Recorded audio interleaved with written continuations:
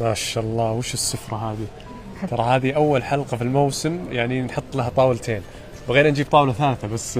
هذا الكرم المغربي، وأقل شيء أنتم تستاهلون، يعني إحنا كريمين وأنتم تستاهلون. نورتين الصراحة. اللي شاف الحلقة طبعا بدينا حنا بدجاجة، بس ميزة دجاجة اليوم إنها ولدت 4. أيوة صاروا 4.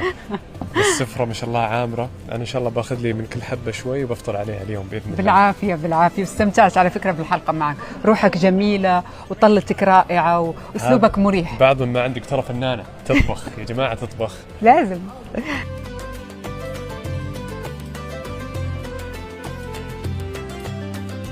اليوم إفطارنا غير، اليوم سفرتنا مغربية، إفطارنا مغربي بامتياز. حريرة مغربية، الدجاج محمر بالحامض والزيتون.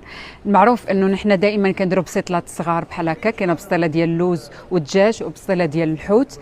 عندك مثلا لينام او كنسموهم كمان الرقائق او سمبوسه ديال سي فود وديال الدجاج، والقرص الرغايف معمرين ومديورين طيبين في الفران.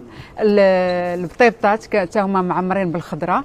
عندك طويجنات، طاجين ديال الكبده مشرمله، طاجين ديال الكفته، ونمشيو البيض مسلوق دائما اساسي، والحليب حتى هو اساسي على الطاوله والسفره المائده الرمضانيه المغربيه.